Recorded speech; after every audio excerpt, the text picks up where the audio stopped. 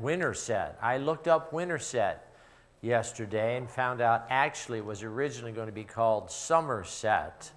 And then they went through a winter and realized that's not appropriate. Winterset is appropriate. And I'm glad that we had so many cars show up for Winterset today, because we went over there and saw, I don't know, is there 100 cars or something about that in that neighborhood? I have a 2005 Rolls Royce parked right outside here. I said, it's old enough, I think it could be a part of that car show right there.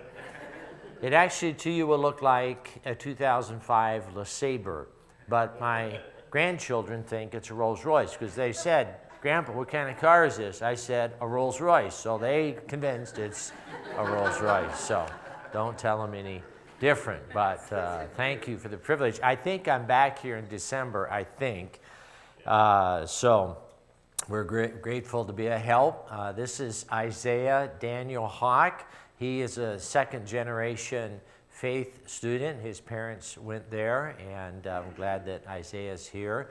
I'm out on weekends most of the time at churches just like this. I really enjoy doing this. I'm originally from L.A., born and bred, so I hate to tell you that. I am. I'm one of three brothers, so the story about the three brothers caught my attention. You heard that, right? The three boys that bought their mother gifts for Mother's Day, and I'm the youngest of three, so the oldest, middle, and youngest boy got together, and they compared their gifts given to their mom, and the oldest said, I got Mom a big giant 3-story house with an elevator. It's amazing. Second born son said, hey, I got Mom a car, actually a Rolls Royce with a driver.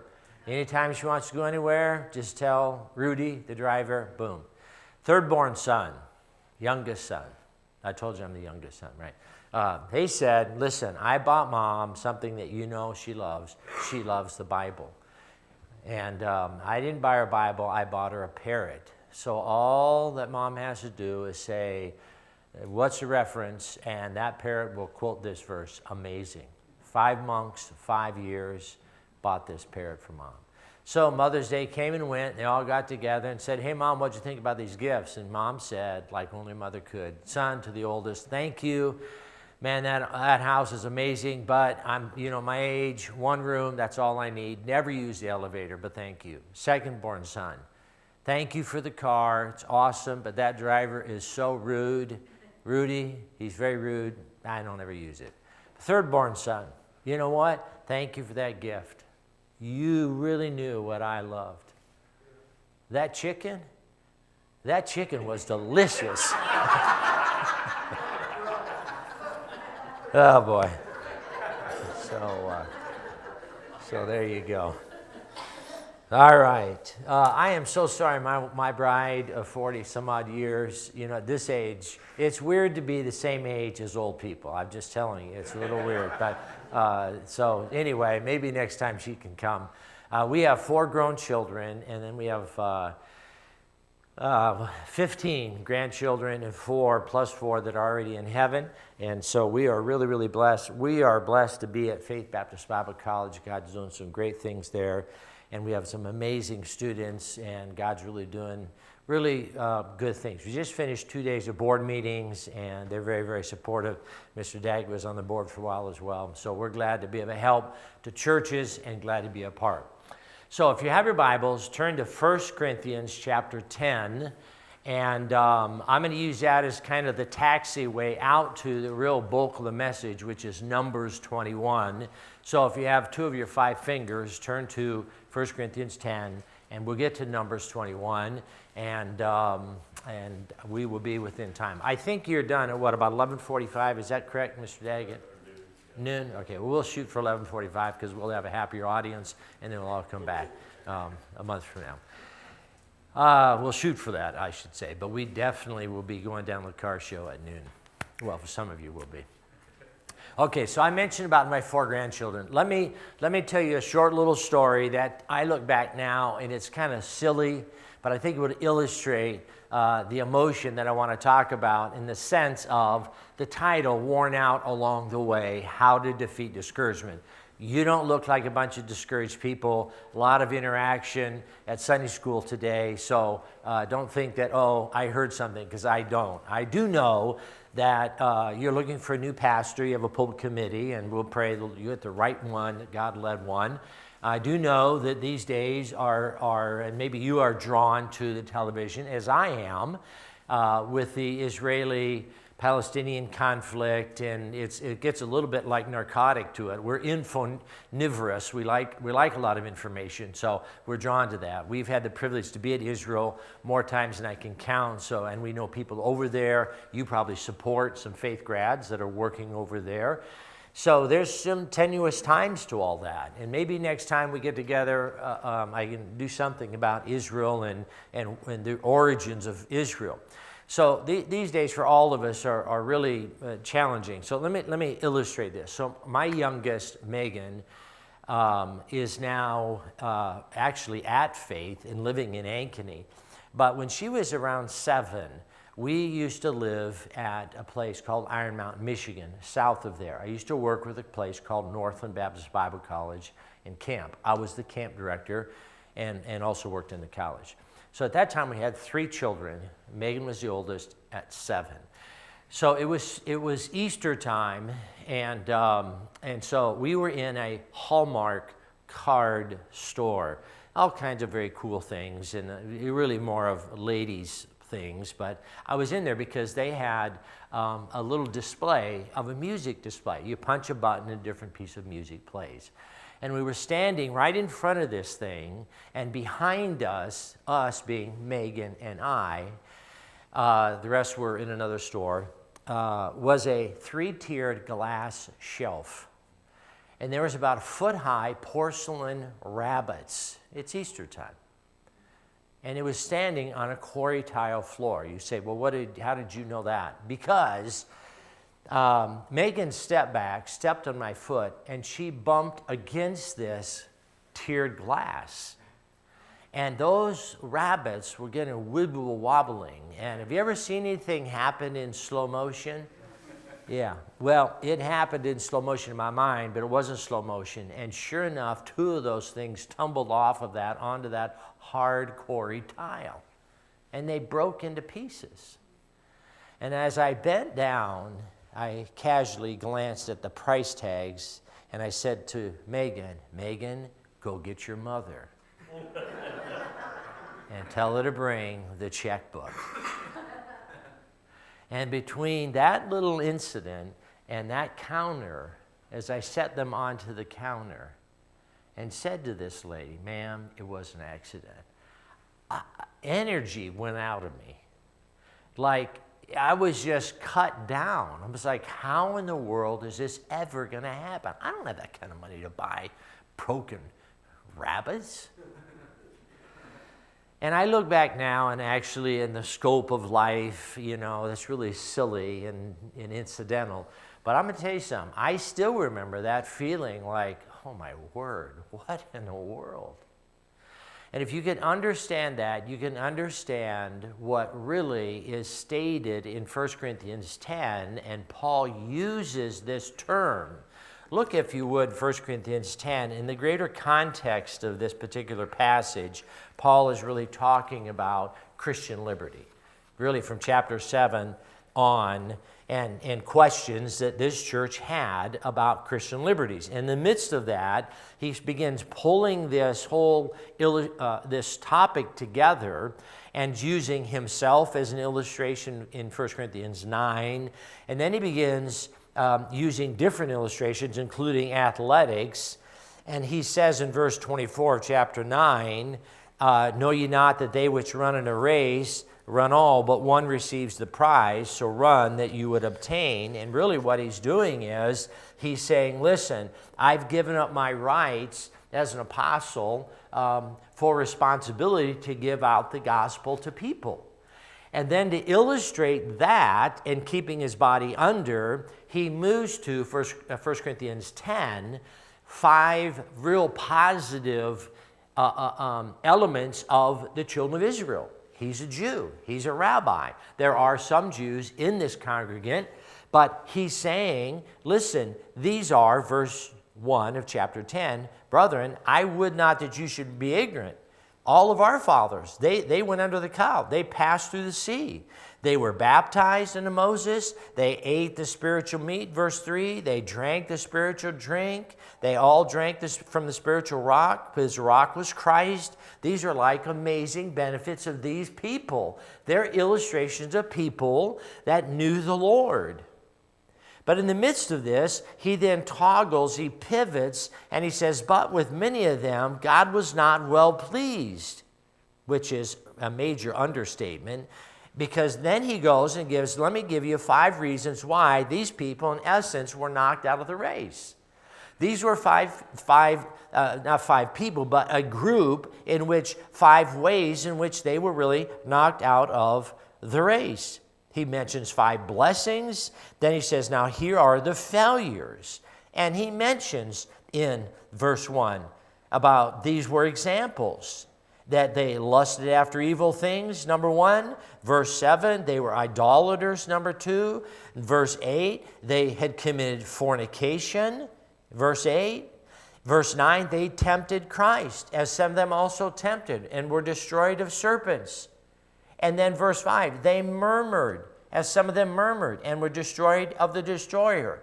And he says, verse 11, all of these things happened to them for examples. Literally, the term is types. They are types. And they're all written for our admonition, our encouragement, our instruction, of whom the ends of the world are come. Wherefore, you better if you think you're standing, you better take heed lest you fall. And then he says, verse 13, there's no temptation, there's no trial that's taken you, but such as is common to man. It happens to humans. But God is faithful. He won't suffer you to be tempted above you're able, but will with that temptation make a way to escape that you may be able to bear it. Now, what is he saying? Very simply, here are blessings of these people that are illustrations, and even though God blessed them, they still were human and they had failures. Now, all 5 of those are illustrated out of the Old Testament.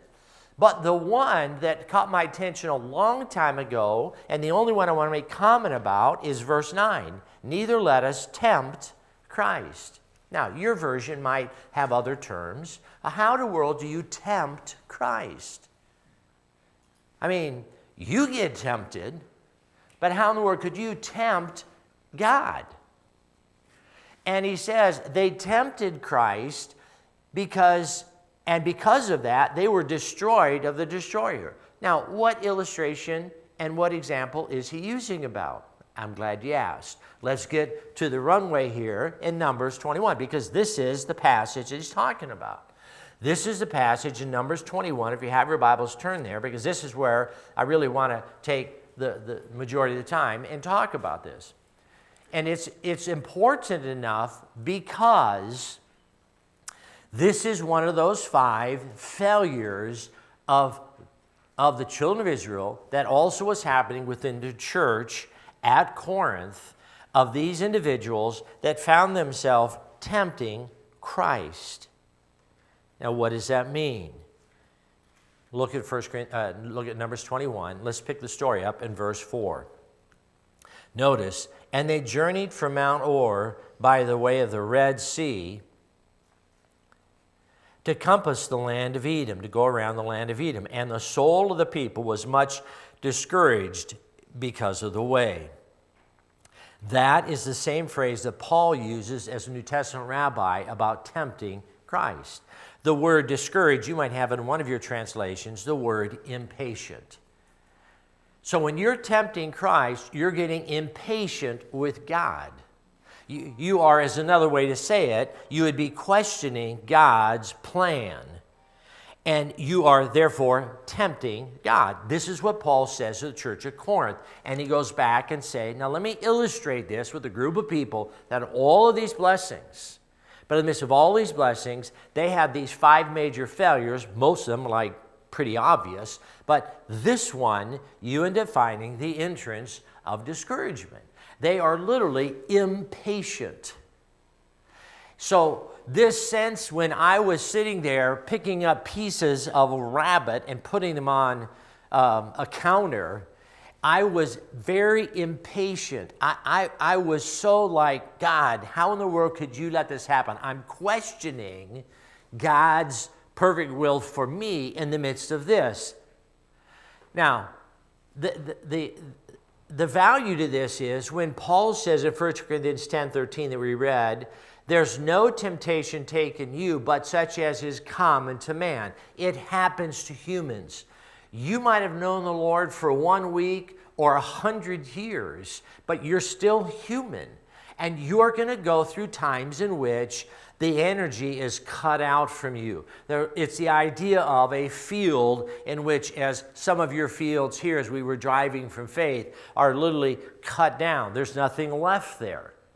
That's the Hebrew picture term to being impatient. And so this might help us to realize that very simply, there's an entrance of discouragement, there's evidence of discouragement, and there's elimination. Not too complicated. Let's look at it, and I'll finish, okay? So how in the world does discouragement come? How does it happen to man? Because Paul says there is a way of escape, that you'd be able to endure it. We all want to endure these things, but what's the way of escape? In essence, what's the exit ramp? Because anytime you walk into or driving into something in life where you had not seen it happen, like what in the world just happened, that God said, I will give you a way of escape, that you'll be able to endure it. I will give you an off-ramp. But notice for these people, there's a breeding ground, if you would. It says it all in verse 4 in this entrance. Notice, and I'm going to just give you the 3 parts. They're alliterated. My brain is wired this way for too long. But very simply, there's the conclusion of a victory, there's a condition of tiredness, and there's a concentration on the way. Let me see if I can click through these. Do I have this right here? There you go. I mean, look at the text right here. Notice in verse 3, there's a conclusion of a victory. It says, and they journeyed from Mount Hor by the way of the Red Sea.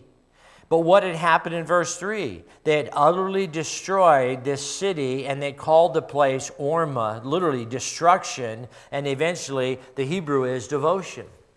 I mean, normally when things happen, in this case, they'd come right off of one of the few victories that were immediate. Number 2, there was a condition of tiredness. Notice, if you would, it says, they were compassing the land of Edom, and the soul of the people was much discouraged. The very mind, emotions, and will of these people were like, I'm done. Like, this is so not right. And on top of that, they had this concentration on adverse circumstances. Do you see what it says right here? They compassed the land of Edom. What does that mean? They compassed the land of Edom. They went around the land of Edom. And why did that happen? It happened because notice back up the previous chapter, do you see it in verse 21, that Edom refused to give Israel passage through his border. Israel turned away from him. And the children of Israel, even the whole congregation, journeyed from Mount Kadesh and came into Mount Hor. So if you go to Israel today, not advised, at least for a while,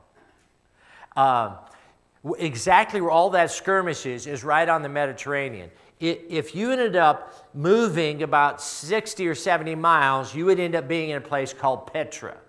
Maybe some of you have visited Petra. It's a pretty amazing place. It's where Edom was, and their pride should have stepped up to help their brothers, Israel. They didn't, and it was really destroyed. But people still go there today, and you can go and you see all these amazing sights. And Indiana Jones was there and shot a picture years ago. From there, you go straight north. You're going through the land of Jordan, which was Old Testament Edom, and there was literally a highway that everybody used going right through Edom. But Edom owned this, and the king came out and said to these 2 million Jews, so sorry, Charlie, you're not going through this way. No, listen, hey, we won't mess with your crops. We won't do anything. We'll stay on the highway. So sorry, you're not going that way. And so they didn't. So they literally are going about 25 miles out of the way, if not more, and then straight north and then back this way. Have you ever been on a detour? I've been on a lot of detours. I can be pretty patient with people, particularly if I'm working with them and helping them discipling. But I'm telling you something, I'm super impatient in my 2005 Rolls Royce. If I know I can go that way, and I can go that way and that way. Do you know what I'm saying?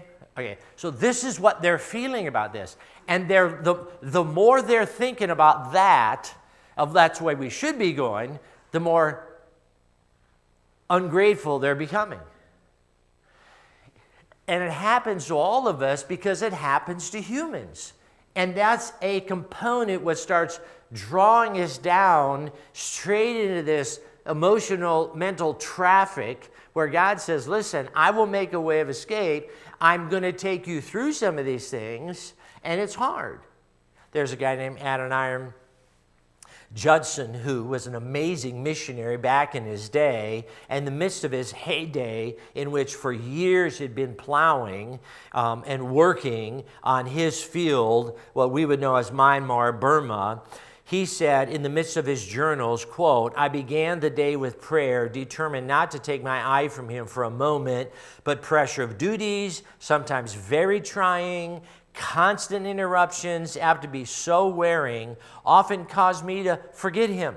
One's nerves get so fretted in this climate that temptations to irritability, hard thoughts, sometimes unkind words are all more difficult to control. Each day brought its register of sin and failure, or lack of power against sin. And no wonder, for my faith, even hope, were getting very low. I hated myself, unquote. I mean, this is an amazing guy that God used, and here he is, like, this is how I feel. And then I read about Job. In Job 10, it says, my soul is weary of life. And do I need to tell you the story of Job? Or Jonah, who it said he fainted and wished himself to die. And even Paul, in a second letter, he writes in chapter 1, we were pressed out of measure, above strength, insomuch we despaired even of life. And they wanted to give it up. I'm done. And this is where you find these people. Listen, this is going into the 40th year of 40 years, which we have called the book of Numbers, which is only reason it's mentioned, entitled Numbers, is because twice the people had a census. The first with the original generation, and they all died off. Do you remember that? And then a second numbering. That's why this is called Numbers. And this particular group of people now are on their last leg. Like, this is the 7th time it's recorded that they are being impatient. And God said, enough's enough. And when you find the entrance of discouragement, then he says, all right, let me make sure that you understand these people here. Now you find the evidence of discouragement. Do you see it in verse 5? And the people spoke against God and against Moses. Wherefore, they said, have you brought us up out of Egypt to die in this wilderness? There's no bread, there's no water. Our soul, it hates this light bread. In other words, very simply, these are the evidences. You end up finding it really clear. These are the accusations. and they're this allowing of negative thinking. They're hey, Moses, you did this. You brought us out of here. And on top of that, these are all the things, and none of them we like. There's no bread. There's no water. And our soul hates this light bread. They're absent-minded about past blessings. Think about it, okay? What bread were they talking about? Manna. See, my exegetical term for manna in the Old Testament is ice cream, vanilla ice cream. It's light, it's sweet, and you can't keep it overnight. That's what I'm thinking manna is, okay? It's probably not true, but I'm thinking that's the way. So look, here they are with this amazing blessings, okay? And again, this is like a long time. They've had the same sandals. They've had the same wear. They've had everything God's provided, all of this. And for some reason, they're skewing everything. And they're like, hey, this isn't so good anymore. Unless you think like, hey, it just doesn't happen. It happens. And back up about 25 years ago, I was traveling with a guy named Les Olala and Marty Vaughn, and good friends. And we were going out to a pastor's conference, and at the time we were living 80 miles north of Green Bay. So we had to drive 80 miles down and take this flight to Denver, and Denver to Colorado. We were going to a pastor's conference in Colorado, like beautiful Colorado. It's February. It's awesome. Mountains, going to pastor's conference, it's like, this would be cool. And so we get down to Green Bay, we get on the plane, and between Green Bay and Denver, there's a couple that I don't remember how it all happened. We get engaged with this conversation with this couple named Bryce Pop, his wife, 3 kids, and they're all going to Hawaii. He's in the Pro Bowl. He was a Pro Bowler for Green Bay Packers, and we're all going into Denver, and then they're getting a flight to Hawaii and going to Maui, all expense paid, $25,000 to play in one game in the Pro Bowl. His wife, his kids. Well, by the time we get to Green Bay, we said, hey, good to meet you guys. I'm now walking with 2 guys to a pastor's conference. I'm looking over my shoulder at a young couple with 3 kids. They're going to Hawaii in February. And the more I got thinking about that, and the farther I got with my good buddies, getting in a car and driving 2 hours into the mountains, I'm thinking, I'm not into going to the mountains with 2 guys. I'd be into taking my wife and kids to Hawaii. Because comparison kills contentment, which is exactly the point. Comparison kills contentment. Comparison breeds carnality. And every time we start thinking like, this would so be awesome, what we have isn't so awesome anymore. My 2005 LeSabre, 2 weeks ago, I needed a truck. I don't have a truck. I have a good friend in Jim Tillison that had a truck. And he found out, he said, hey, take my truck. Fact is, I'm traveling all week. Just take my truck the whole week. And so a couple of weeks ago, I took a student, and I said, well, I needed the truck to move something. I moved something on Saturday, and on Sunday, I was like, you got the truck? He said, take it, drive it. So I took the student, and we drove over to Dysart, I think it's Dysart, Iowa. Preached for Dan Hartwig over there. He was gone, had a great time, drove back. Nice riding, F-150, dual cab, awesome. Nice. And actually, I had to pick something else up, a washer dryer. I got a truck, drove the truck. And there was some other place we had to go. I said, honey, let's drive the truck. She said to keep it all week, kept it all week. Got done with it, gassed it up, washed it, got all cleaned up, left it for Jim coming in on Monday. Guess what? I left that truck for him, and I got in my 2005 LeSabre. My 2005 LeSabre is not nearly as comfortable as a brand new M. Okay, you can insert whatever you want. Your kids, your job, your house, your church. No pastor. I'd go down to that car show this afternoon, but my 2005 still would be lousy compared to most of those cars that I drove by that earlier this morning, by the way. And I'm saying to you, listen, what Paul's saying is it happens to humans, so you better get off the exit that he's given to you. Why? So that you would gain endurance to understand that God's going to use all this. So how is this corrected in the last minutes? Notice, if you would, number 3, very simply, he says this is how you eliminate it. Notice verse 6. So the Lord sent fiery serpents among the people, and they bit the people, and much people of Israel died. Wherefore the people came to Moses, and they said, we've sinned.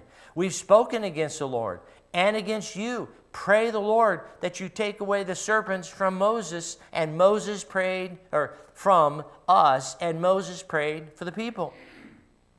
Now notice, when you get in a place in which there is those kind of difficulties, you can start getting desperate. So let me read about a 120-second illustration that in some ways illustrates what I'm talking about, because this is what happens. So this is a story about a pastor's boy who was a missionary kid in Africa, and he had this trip, rafting trip down the western edge of Zimbabwe, down the Zambezi River. So he begins documenting all this. His brothers and them all plan this big trip down at the base of Victoria Falls. He writes about this massive amounts of water spilling over the top of Victoria Falls, 1,000 feet. And it all goes down into this gorge, and this gorge itself is then jammed with all this water rushing through these torrents. It creates the world's largest rapids. The United States, largest rapids, 5 or 6. These are 8. So he's sitting there, he says, all wrapped up. He says, I sat on the edge of this 8-person raft, all suited up in this tight jacket and this thick crash helmet, and I wondered, is this dangerous? And then he says, and then I heard the guide say, when the raft flips over. Wait, he didn't say if the raft flips over on the off chance or we get flipped over, but when the raft flips, he says, stay in the rough water. He said, because you're going to be tempted to swim towards the stagnant water at the edge of the banks of the river. He says, don't do it. Because it's in that calm, stagnant waters at the river's edge where crocodiles are waiting for you. He says, I want my money back right now.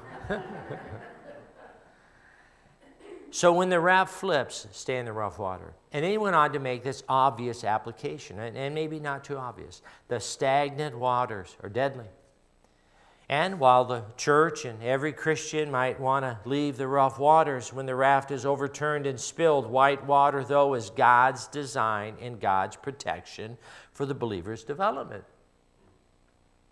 And the rough waters is where character and perseverance are strengthened, which is why the believer is to resist the temptation to swim where it seems safe. It's also stagnant where truly deadly enemies are watching and waiting. And this is why when Paul takes this Old Testament story 1,400 years earlier and moves it into the church in the application of this, he's saying to the church of Corinth, listen, this is what God's using. And there was so much tumultuous waters within the Corinthian church, and they had a tendency, I'm going to bail. I'm going to get out of this thing. And they get out of this, and they end up swimming these seemingly beautiful waters out there, and this is where crocodiles are going to chew them up. And I'm saying to you that this is what you've got happening at the Church of Corinth. This is what you have happening today. You have people saying, I'm bailing, I'm out of this thing. And when that happens it doesn't get better. It gets worse for them. Rather than saying, listen, here's what Paul says, here's how you end up eliminating discouragement. We just read it. You've got to confess this thing as sin. It's like it starts with, hey, listen. And finally, they came to the senses when now it doesn't get better, it gets worse. God ends up saying thousands and thousands of thousands through all of the tents of the children of Israel, and they're getting bitten. Whether that fiery serpent is a red serpent or whether it's just the bite, but it's lethal, it's deadly, it's fatal. And the word is spread like, you got to do something about this. And the illustrations, they does start with, listen, we spoke against you.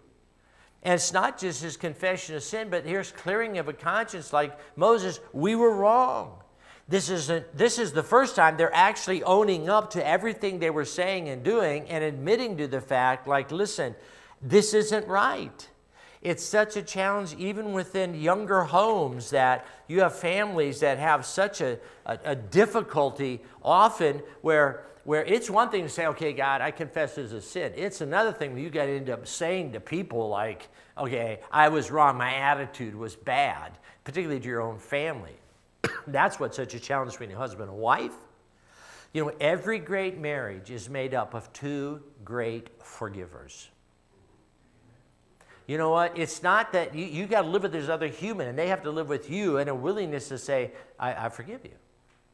I mean, to back up, it was a few years after this, because we eventually had 4 children, and by then we had 4 children, and I took a Sunday morning preaching down in Illinois, below Chicago. I told Tammy, I said, listen, we got a conversion van. It's a whole other beautiful story how God provided. Jumped in the van Saturday, drove down. I said, we're in a hotel that night, and I'm going to order deep dish pizza, order it out. They can swim and have fun in the pool, and I'm going to get this pizza. Awesome. And so they go swimming. I call. At 45 minutes, 2.5 hours later, this pizza shows up. Okay. And that pizza wasn't steaming hot, but I was steaming hot. Like, what in the world? Okay, my kids, we ate pizza, and they swam and watched Bambi or whatever. And in the morning, I get up, I'm getting ready for the message. I drove to church just like this. But my attitude was like, oh, brother, it was still terrible. I had to confess this to the Lord, and I knew I had to clear it with my kids. And so we get in the elevator, and on the way down, I said, hey, guys, you know what? Daddy's attitude was terrible about last night. You guys forgive me. Megan, I forgive you. Misty, forgive you. Micah, forgive you. Miles looks at me like, what attitude, Dad? You don't have a bad attitude. I said, son, you always live with a bad attitude. That's why you don't recognize a bad attitude. Hey, forgive me, okay? Okay. So listen, that's what has to happen. And I'm going to tell you what happens. When all of this happens, then here's what you have. This is where this clear view of the Savior, because this is where the Lord then said to Moses, you make a fiery serpent, and you set it on a pole, and it'll come past it. Everyone that looks will live. And he made a serpent of brass, put it on a pole, and it came to pass that if a serpent had bitten any man, when he beheld the serpent of brass, he lived. I mean, and that's not follow the science, folks. That's just like, hey, really simple. And so they made this brass, they set up on this pole, which today is still the sign of a medical practice that you recognize. And it was an act of faith. It wasn't a medical move at this point. This was another illustration that they were saying, listen, you look, you live. Charles Spurgeon came on that very basis. You look, you live. And so do we. It's offered to anybody and everybody. It wasn't just for the Jews. It was for the Gentiles, the mixed group that were part of all this. It wasn't related to age, how young or old, or how you're wealthy or not. It was all the same thing. And why did that happen? Because this illustration at this moment in time became an illustration that years later, this brand new rabbi that came out public, who had a conversation with a very smart guy named Nicodemus. And you remember it in John 3? And he had the same conversation with a group of people. What did he say in John 12? The same phrasing. If I be lifted up from the earth, I'll draw all men to me. Sure, this happened, and Moses did exactly what he was told, for this was the salvation for that moment in time, but way more importantly was a whole group of bodies, including you and me, sitting in Winterset today. This is why Jesus said this. Like, listen, just like this picture, and the Hebrew language is so descriptive, the Greek language so definitive. But understand that this is the picture that Jesus used, that he himself. And in John 12, within 24 hours, he's nailed to a cross. And you can come to me for this salvation. And I say this because this is the reason why your church is in this community, to make a difference. You have people that are just as discouraged in this community, and they don't know how to solve it. And the days in which you could put out posters and people come flooding into your church to hear this amazing preacher, it doesn't happen too often. But you as the church going out into your community and telling other people about it. There's occasions where things will happen. My wife and I left in 2000 to go to pastor a church in Guam, Harvest Baptist Church. I was there not more than a couple weeks, and the secretary, Pam, says, hey, listen, there's a guy from long-term care that called and wants a pastor from here to go visit them. I mean, Guam's like 20 by 10. It's a little island in the middle of the Pacific, 8 hours west of Hawaii, so we're in the middle of nowhere.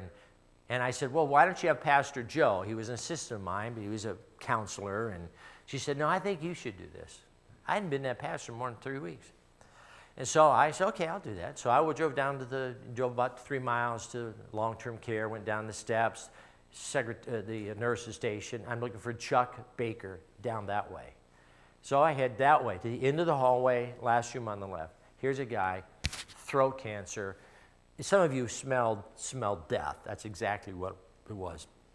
The doctor just told him that he had 2 weeks to live.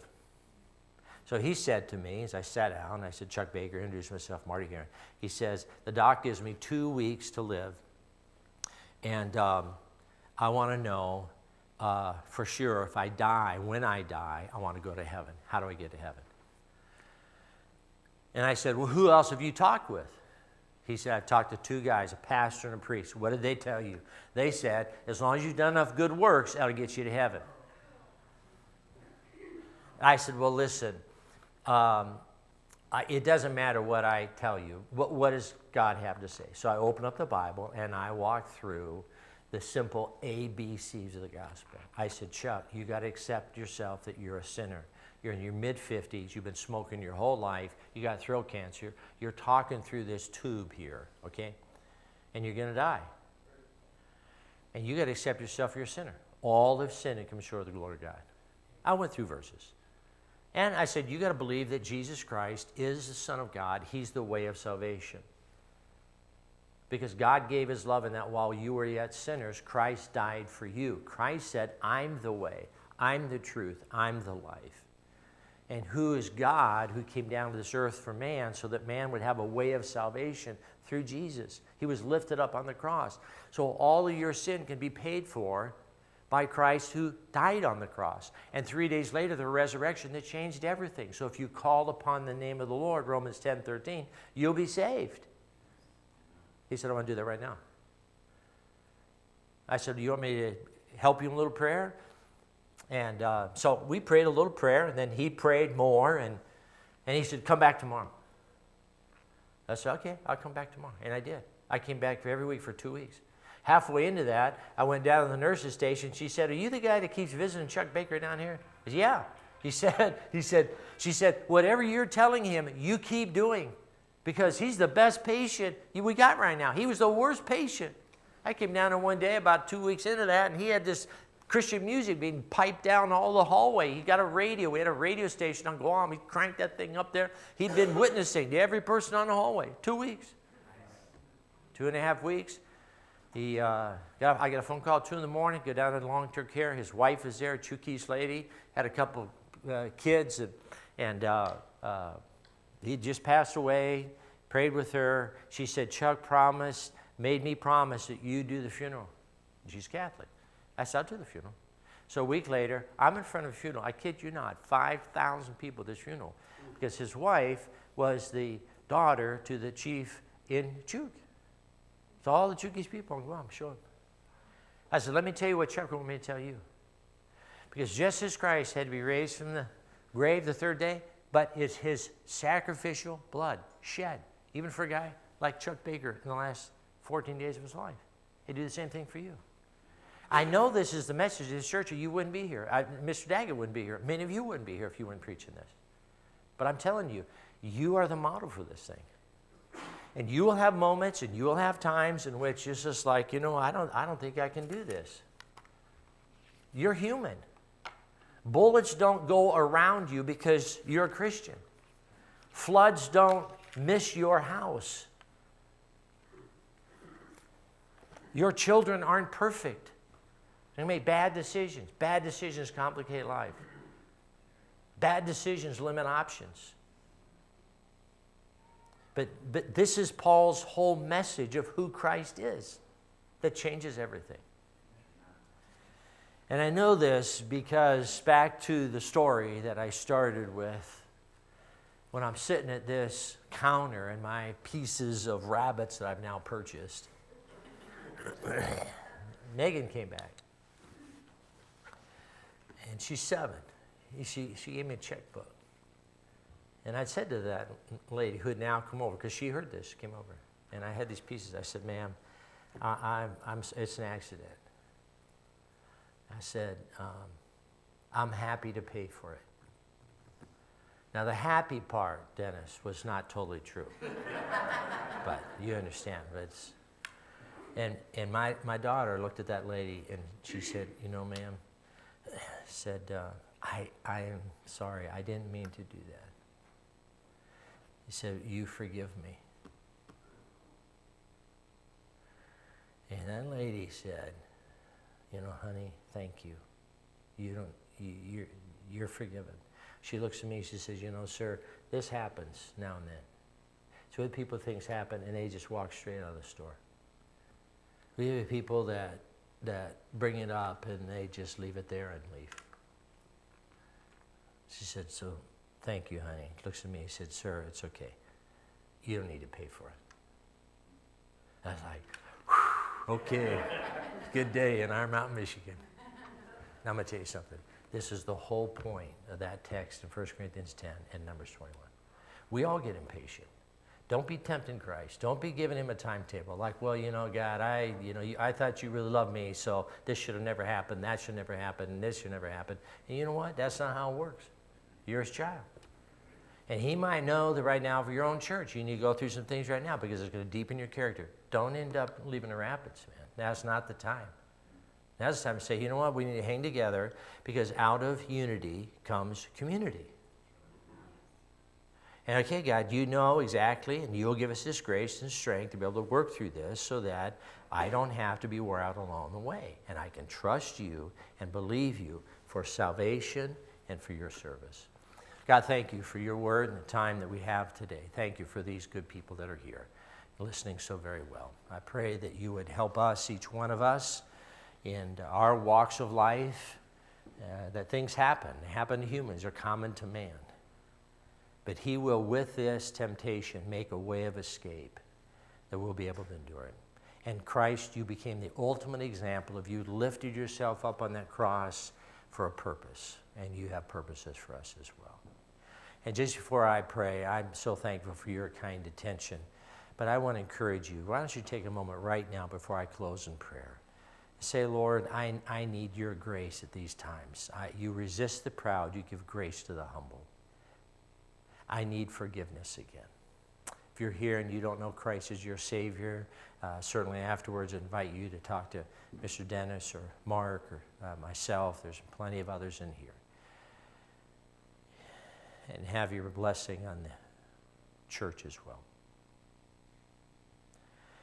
God, thank you again for this time. Thank you for these folks that are here.